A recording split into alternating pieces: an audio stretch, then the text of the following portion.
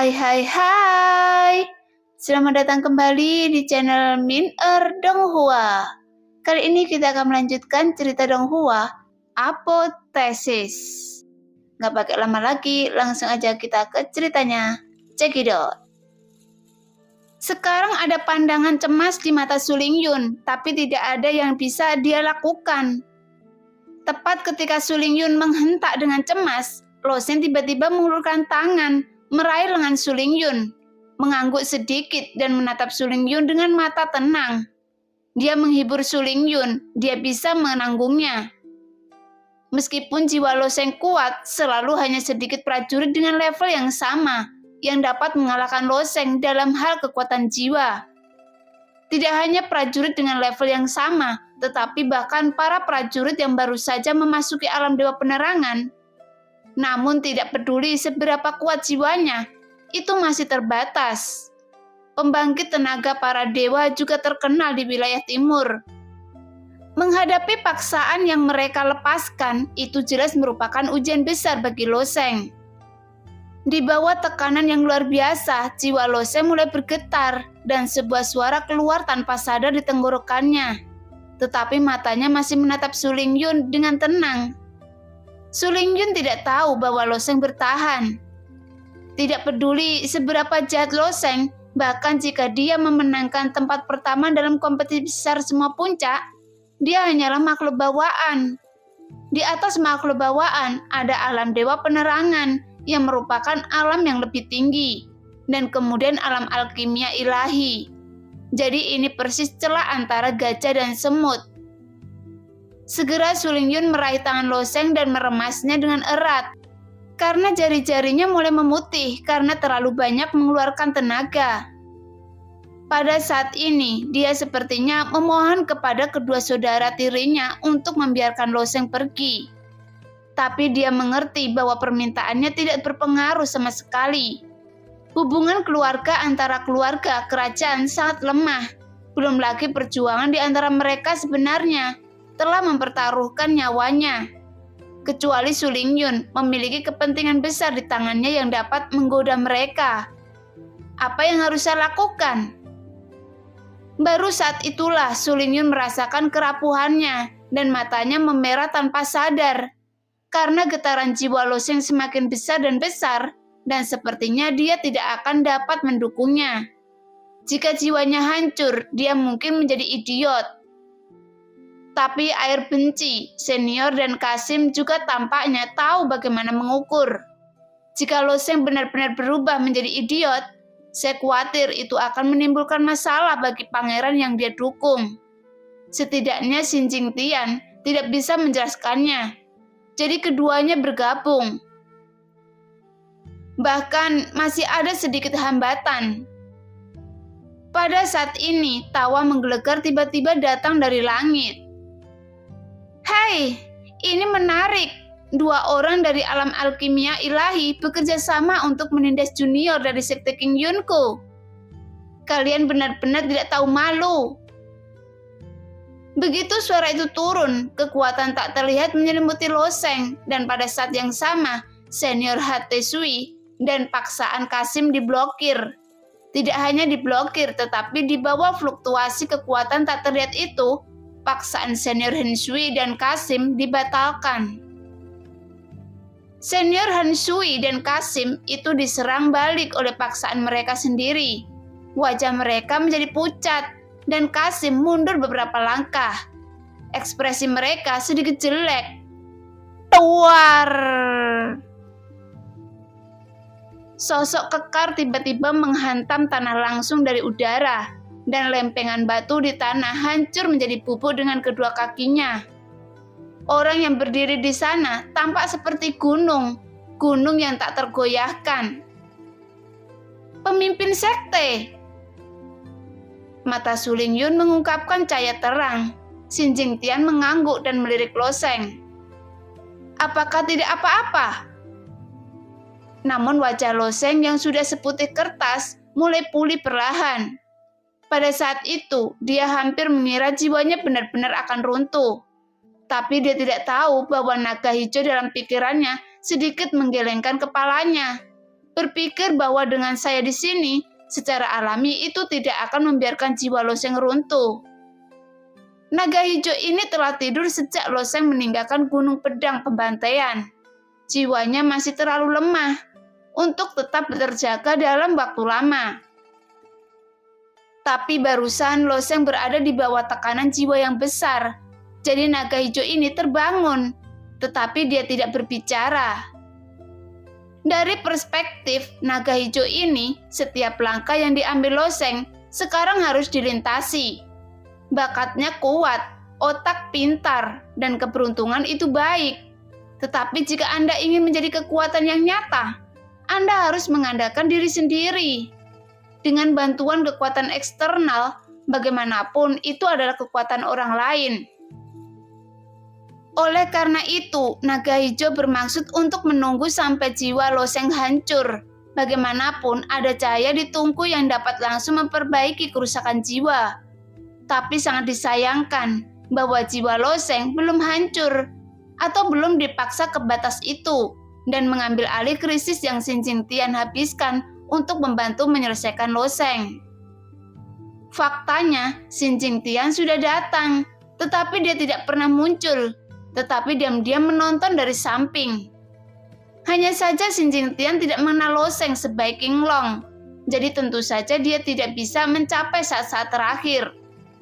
Dia benar-benar takut Loseng akan dihancurkan menjadi idiot oleh paksaan keduanya, dan dia tahu bahwa Loseng adalah orang yang paling penting dalam uji coba jalan King Yun ini. Oleh karena itu, Xin Jingtian memilih untuk maju saat ini. Setelah Xin Jingtian turun, orang lain di langit juga perlahan turun. Sekarang beberapa tetua dari Sekte King Yun semuanya hadir. Bahkan tetua Su yang jarang terlihat ada di sana. Bagaimanapun, penatua Su pandai keterampilan seperti kehidupan. Setelah dia mendarat, dia datang ke Loseng. Jangan melawan. Kemudian sentuhan esensi sejati hijau muncul di tangannya, dan itu ditanamkan dalam pikiran Loseng. Hah? Awalnya, penatua Su merasa bahwa jiwa Loseng mungkin rusak di bawah tekanan kedua orang ini. Tetapi dia menemukan bahwa jiwa Loseng tidak terluka sama sekali. Paling banyak sedikit lemah dan tidak mengambil 1 atau 2 hari dapat menebusnya. Meskipun penatua Su juga telah melihat kinerja Loseng, dia memahami bahwa jiwanya jauh lebih kuat daripada prajurit biasa. Tetapi paksaan dari 2 orang tadi umumnya tidak kuat. Bahkan penatua Su merasakan tekanan. Loseng ini benar-benar melakukannya dengan keras. Jadi itu memang di luar dugaan penatua Su. Junior ini telah bertemu Master Sektesi. Su Xing berdiri dan menangkupkan tangannya ke arah Xin Jingtian. Pada saat yang sama, Su Rui di sana juga membungkuk. Karena tuan dari Sekte King Yun, bahkan jika kaisar melihatnya, dia akan memberi hormat. Jadi kedua pangerannya tentu saja tidak berani mengabaikannya. Ketika yang lain melihat Xin Jingtian, mereka semua terkejut. Ini yang terkuat di wilayah timur. Tapi siapa yang tahu bahwa Xin Jingtian mengabaikan Su Rui dan Su Xing sama sekali, dan bahkan tidak melihat mereka, tetapi datang dan menepuk bau Loseng dan tertawa. Anak baik, punya ambisi, hancurkan kekaisaran. Saya mendukungnya Anda. Mendengar kata-kata Xin Jingtian, Su Rui terkejut dan wajahnya menjadi sangat jelek. Bahkan meskipun Su Xing tersenyum, tapi senyuman itu sangat dipaksakan. Dan itu lebih buruk daripada menangis. Karena jika Xin Jingtian ingin menghancurkan dinasti Ventian, dia memang bisa melakukannya. Ketika Su Qian masih ada, kekuatannya bahkan lebih kuat dari Xin Jingtian. Jadi kekuatan dinasti Ventian telah diperkuat selangkah demi selangkah selama bertahun-tahun, yang banyak berhubungan dengan munculnya kaisar yang sangat kuat dari keluarga Su. Tapi masalahnya adalah, sekarang setelah Su Qian pergi, siapa di dinasti Ventian yang dapat melawan Xin Jingtian? Memang benar ada sekelompok Kasim yang berdiri di belakang Susing, tetapi Kasim di belakangnya orang kuat di tahap awal alam alkimia ilahi, juga orang terkuat di sekitarnya. Meskipun dia sudah sangat kuat di tahap awal alam alkimia ilahi, tetapi dia jelas bukan lawan Xin Jingtian. Adapun senior Hian Sui yang membantu Surui, dia juga hanya memiliki basis kultivasi tahap awal alam alkimia ilahi. Bahkan jika keduanya bergandengan tangan, mereka masih bukan lawan Xin Jingtian. Selain itu, di Sekte Qingyun tidak hanya Xin Jingtian yang kuat, tetapi juga wakil pemimpin sekte, tetua, ketua aula, dan tuan sejati. Jadi mereka tidak memiliki ruang untuk perlawanan sama sekali. Jika Xin Jingtian mau, dia dapat sepenuhnya menghapus keluarga Su dan mendirikan kaisar baru. Bahkan jika dia sendiri adalah kaisar dari dinasti Ventian, siapa di dunia yang berani mengatakan tidak? Master Sektesi, apa yang Anda katakan terlalu banyak. Meskipun Surui diketakutan, dia tetap berkata dengan sopan. Lulus. Xin Jingtian terkekeh. Jadi, bagaimana jika itu terlalu banyak? Anda diizinkan menggertak orang lain, dan orang lain tidak diizinkan menggertak Anda. Anda tidak benar-benar berpikir bahwa Anda adalah putra surga. Kaisar sebelumnya adalah putra surga. Arti dari putra surga ini hanyalah cara untuk mengatakan kepada orang biasa, atau cara untuk bermain-main. Saya tidak pernah percaya ini di dunia prajurit.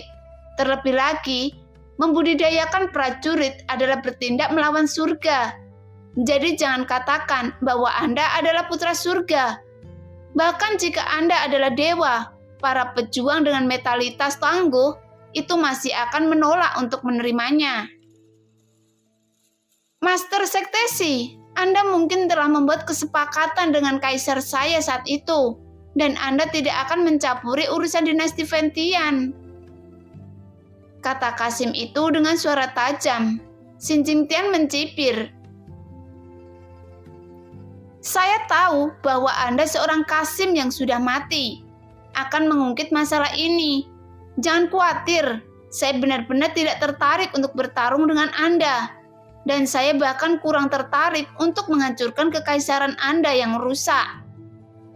Hanya saja saya memberitahu Lo Sheng bahwa setelah dia melewati persidangan di Jalan Qingyun, masuk ke kuil Yundian untuk berlatih dengan sukses, dan kemudian kembali untuk menghancurkan kekaisaran Anda. Jadi bagaimana mungkin murid Master Sekte Qingyun diintimidasi oleh orang luar? Para Kasim yang dimarahi sampai mati oleh Xin Jingtian, namun para Kasim ini tidak berani. Mereka menunjukkan sedikit ketidaksenangan, dan mereka sangat lega ketika mendengar kata-kata Xin Jingtian. Karena yang paling mereka takuti adalah Xin Jingtian akan campur tangan dalam pertarungan di antara mereka. Jika Xin Jingtian kesal dan berdiri di belakang pangeran, itu akan merepotkan. Semua orang tidak berguna. Biarkan pangeran naik tata dengan patuh. Siapa yang bisa bersaing dengan Sekte Qingyun? Mendengar itu, mata Lo Sheng menyapu dengan dingin, dan dia mencibir. Saya pasti tidak akan memenuhi harapan guru.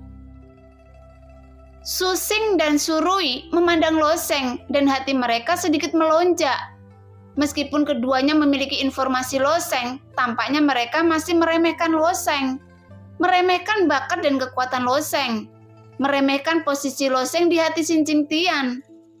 Awalnya mereka berpikir bahwa mereka akan memberi pelajaran pada Lo Sheng. Selama Lo Sheng terbunuh, Xin Jingtian tidak akan maju. Sekarang Lo Sheng masih berdiri di sini. Xin Jingtian tampaknya sudah marah. Kemampuan seperti apa orang ini memiliki yang dapat membuat Master Sekte Qingyun yang bermartabat begitu dihargai? Mungkin karakter seperti ini benar-benar dapat tumbuh di titik di mana Xin Jingtian berada. Ayo pergi. Xin Jingtian tidak ingin berbicara omong kosong dengan mereka dan terlalu malas untuk tinggal di sini. Mendengar itu, Loseng berkata, "Pemimpin sekte, Guru Su." "Hei, tentu saja gadis kecil Sulingyun ikut dengan kita. Mereka tidak berani berhenti dan mencoba." Saat berbicara, Xin Jingtian seperti gunung terbang, naik terus-menerus dan terbang di atas istana Ventian yang dilarang. Tetapi larangan terbang tidak membatasi sama sekali. Tapi ketika Xin Jingtian terbang ke udara, Xin Jingtian tiba-tiba teringat sesuatu dan berkata, "Ngomong-ngomong, Sukian pernah berbicara dengan saya. Jika dia benar-benar pergi, Anda bisa melawan bolak-balik. Siapapun yang memiliki kemampuan paling besar akan menjadi kaisar. Tetapi kata-kata buruknya sudah habis di depan. Jika ada di antara kalian yang membunuh pangeran, dia akan mati untuk saya." Mendengar kata-kata Xin Jingtian, wajah pangeran ketiga dan pangeran ketujuh menjadi jelek lagi. Kata-kata Xin Jingtian sama saja dengan aturan emas. Meskipun dia tidak pernah ikut campur dalam urusan dinasti Ventian sebelumnya, tapi sekarang dia telah mengatakannya, maka hal ini harus dilakukan. Siapa yang menjadikannya orang nomor 1 di wilayah timur? Mereka tidak bisa membiarkan mereka melakukan apapun pada pangeran. Kalimat ini setara dengan medali emas untuk menghindari kematian. Menarik pangeran ke bawah sambil memastikan keamanan pribadi sang pangeran. Untuk Surui dan untuk Susing, kesulitan mendapatkan kursi sedikit meningkat, tetapi mereka tidak memiliki ruang untuk tawar-menawar. Pada saat ini, sehelai daun hijau tiba-tiba muncul di bawah kaki tetua Su. Loseng dan Sulingyun langsung menginjak daun itu.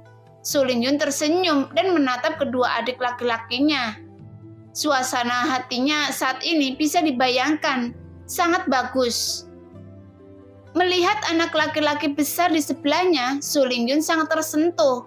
Segala sesuatu yang tidak dapat dia pikirkan sebenarnya karena dia. Sebelum kompetisi besar semua puncak, Sulingyun memang memiliki fantasi semacam ini.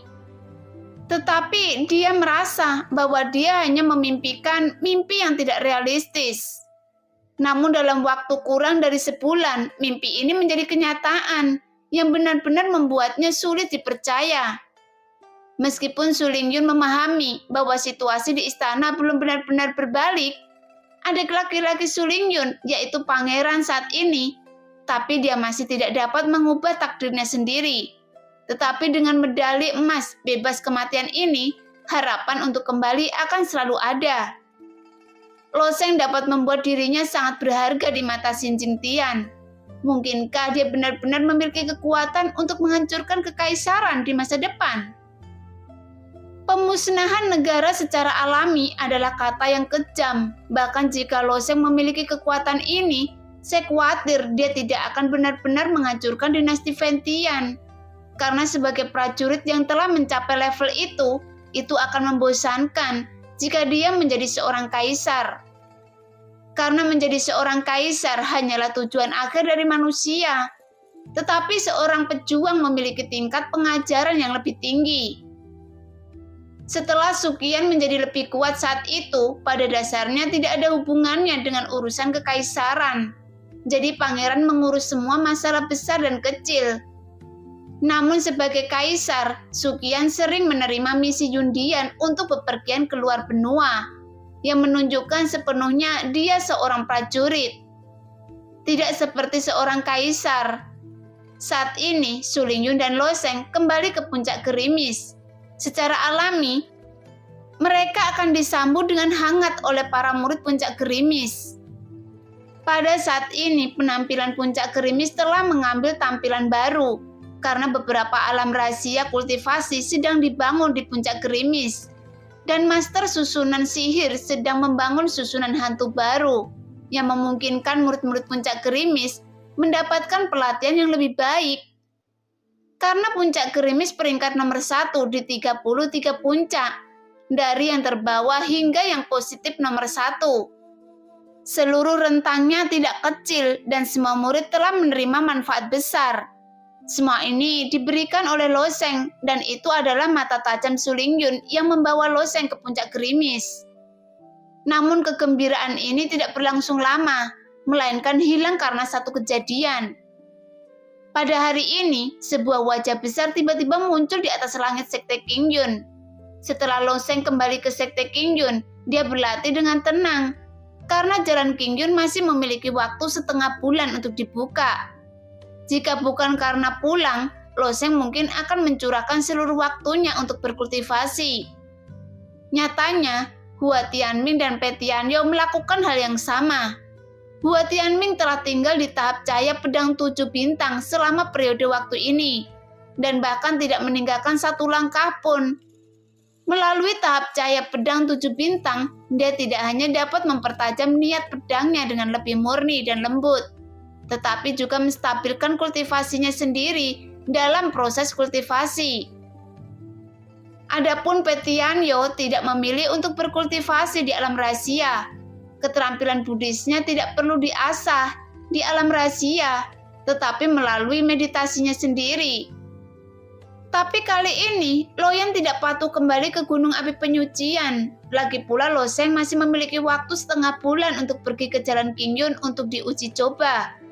Dan dia tidak punya banyak waktu untuk menemani saudaranya. Karena setiap nafas waktu sangat berharga.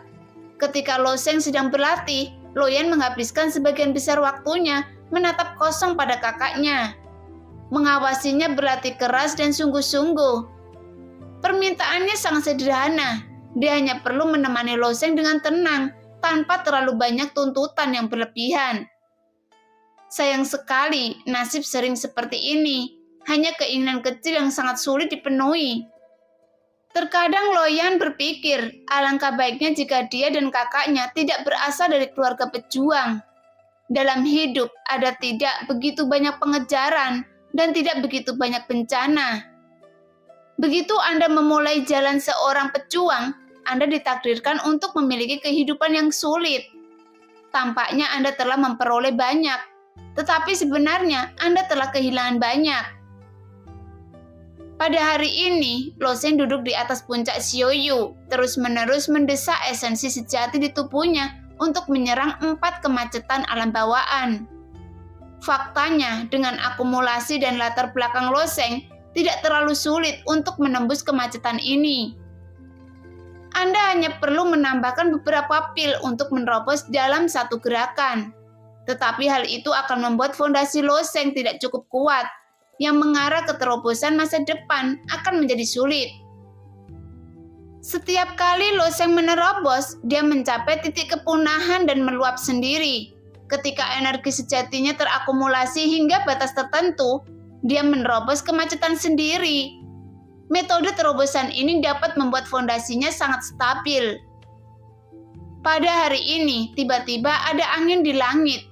Awan tebal seperti selimut besar, seolah dipegang di tangan raksasa tak terlihat dan bergetar. Rambut Loyan tertiup ke dalam kekacauan, dan Loseng juga merasakan kekuatan besar di langit. Dan alisnya sedikit mengernyit, karena awan di langit berangsur-angsur membentuk wajah manusia yang besar. Apa ini? Apakah fenomena langit dan bumi? Loseng memandang ke langit dan merasa bahwa wajahnya memancarkan kekuatan yang tak tertandingi. Bahkan kekuatan ini jauh di belakang Xin Jingtian. Bukan hanya Loseng dan Loyan yang dikejutkan oleh penglihatan langit dan bumi yang begitu besar. Jadi bahkan murid dari Sekte Qingyun dan beberapa orang di ibu kota Kaisar Ventian tertegun. Seberapa sulit dipahami bahwa wajah manusia yang besar muncul di langit? Apakah itu dewa? Banyak orang yang percaya pada dewa bahkan membakar dupa, berlutut dan menyembah wajah orang di langit. Panggil para dewa untuk memberkati Anda, tetapi banyak prajurit tahu bahwa ini bukan dewa. Itu harus menjadi kekuatan orang yang sangat kuat, memproyeksikan energi sejatinya ke langit. Tapi untuk dapat memproyeksikan esensi sejatinya dalam jarak yang begitu jauh dan membentuk wajah manusia yang begitu besar, pada tingkat apa kekuatan orang ini?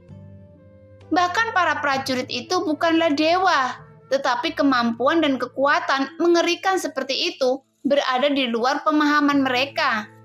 yang menunjukkan sosok yang proyeksinya wajah manusia ini sudah begitu kuat, sehingga mereka hampir tidak dapat membayangkan keberadaan mereka.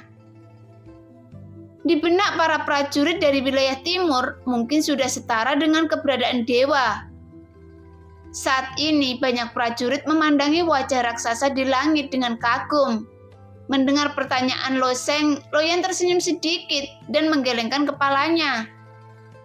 Di kepala kecil Loyan, hal-hal ini tidak ada hubungannya dengan dia, tapi segera Loyan menyadari bahwa dia salah, karena penampilan wajah besar ini langsung menentukan nasib Loyan.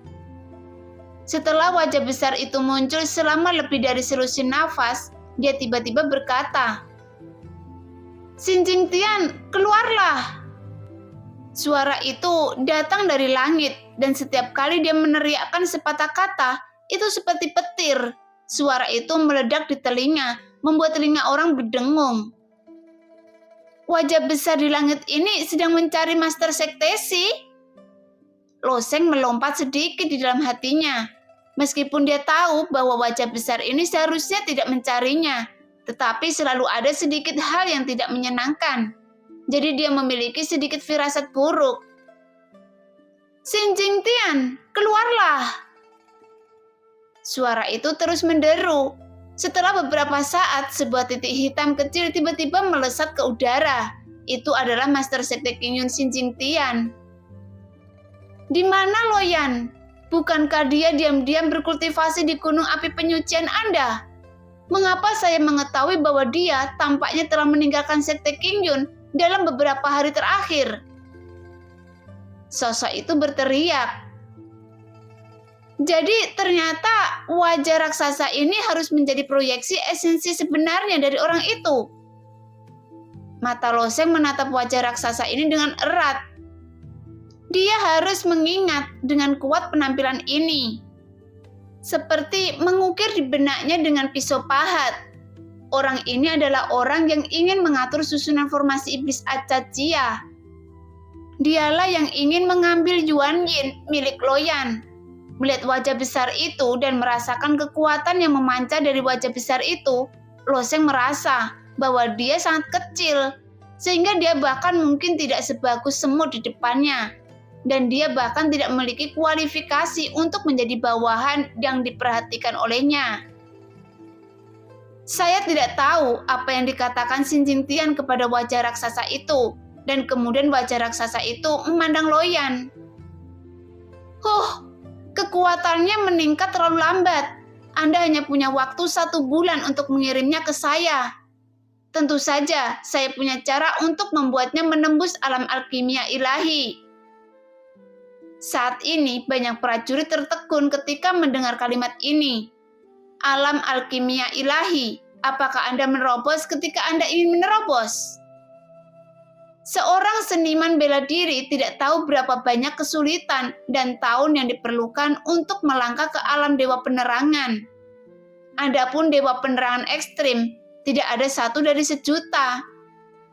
Mungkin dia sudah dapat mendominasi 1 sisi di wilayah timur. Alam alkimia ilahi. Prajurit yang telah masuki ranah inti dewa sudah menjadi eksistensi tertinggi di wilayah timur.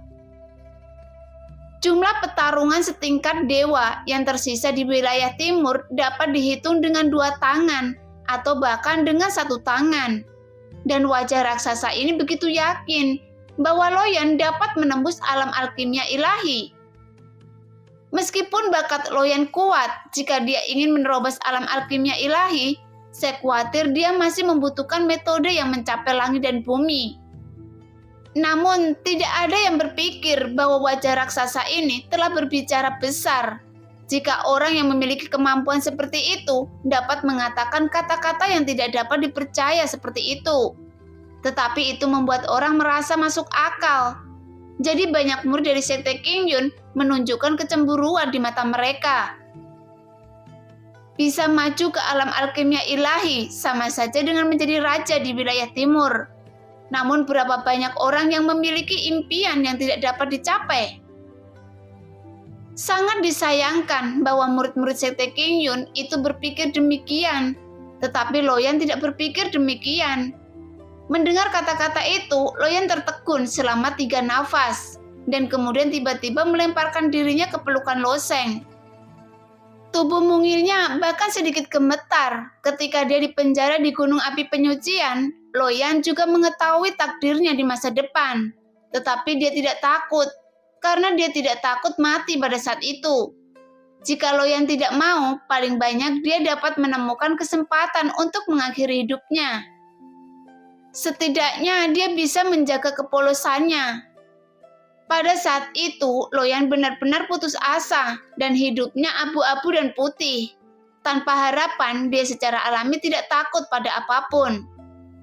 Tapi sekarang Loyan melihat harapan, dan harapan ini dibawa oleh kakaknya. Begitu seseorang memiliki harapan, dia akan menantikan kelanjutan dari harapan ini. Dan akhirnya, mimpi itu akan menjadi kenyataan. Pada saat yang sama, akan ada ketakutan yang nyata di dalam hatinya. Dia takut akan segala sesuatu yang tiba-tiba muncul. Itu menyebabkan Loyan gemetar ketakutan. Saat ini, Loseng merasa bahwa dia sedang memegang rusa yang gemeteran dan merasakan ketakutan yang mendalam di hatinya. Yan-er, jangan takut, saya di sini. Loseng memandangi wajah raksasa di langit dengan deringan. Dia tahu bahwa ada penghalang jalan besar di jalan prajuritnya. Jadi dia harus menghapus penghalang jalan orang ini dan harus membunuhnya. Namun saya tidak tahu apa yang dikatakan Xin Jingtian kepada orang itu. Tetapi orang itu segera berkata, "Baiklah, bagus sekali. Jika Anda tidak melihat Loyan dalam sebulan, Sekte Qingyun kecil ini akan musnah dari dunia ini." Setelah selesai berbicara, kedua bola mata di wajah besar itu tertuju pada puncak Xiaoyu. Loseng merasakan kekakuan di punggung Loyan. Jelas merasakan tatapan orang itu. Tetapi Loseng tidak menghindar sedikit pun. Matanya bersinar seperti bintang dan dia menatap wajah raksasa itu. Hah?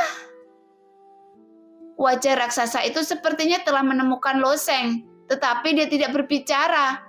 Tetapi ada cibiran di wajahnya dan kemudian perlahan menghilang antara langit dan bumi. Seolah-olah wajah raksasa itu tidak pernah muncul lagi. Nah, demikianlah cerita hari ini. Terima kasih yang sudah menonton video Min-er sampai selesai. Sampai jumpa di video selanjutnya. Bye-bye.